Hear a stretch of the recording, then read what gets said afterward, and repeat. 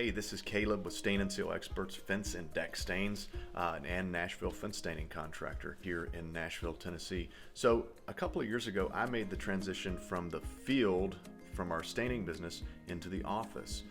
And now I work primarily in the office, but I'm going to tell you a couple of the things about making that transition and then what I did to kind of make that nice and easy. And some of you guys may already be doing this, but the first thing you got to realize is, am I ready to make that switch? If you're an owner operator and you're doing 1 or 2 jobs a week, you may not be ready. You may need to stick in the field. But when you get to that point where your phones, you can't keep up with your phones if you don't have somebody answering the phones, you can't keep up with your bids, it may be time to think about making the transition.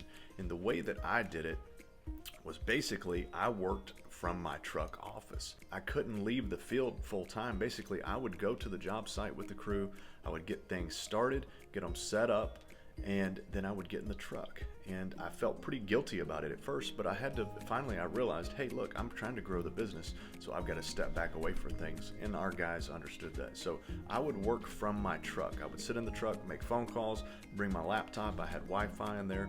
I would do anything that I needed to do, marketing, advertising, bidding, quoting. I might even drive across town, look at other projects, come back several times throughout the day and check on the crews. And as I kept doing that, I built momentum, and my guys, they got more and more responsible. They really took charge of the projects. And nowadays, I don't have to go on the job sites for most jobs. I still do it on occasion. Today, our crew's doing around 3,200 foot of fence, about an hour away from us. I'm gonna come by, I'm gonna bring them lunch today, I'm gonna check in on things and make sure things are going well, but I don't have to do that. And if you take your time and you grow your team properly and you make that transition smoothly, you're gonna find that you have to spend less and less time in the field. But going from 0 office to 100% office, I think is gonna be very difficult for most companies. Not everybody, but from my experience, it was much easier to work from the truck to make that transition. So if you watch back over the years on our YouTube channel or even our Facebook videos, you'll notice when I first started, I might have been wearing clothes that had me basically as the owner operator, 100% alone, doing it by myself or with a helper. And then the transition moved to basically I was more of a foreman, and I was kind of overseeing a crew over here and maybe another crew on the other side of town.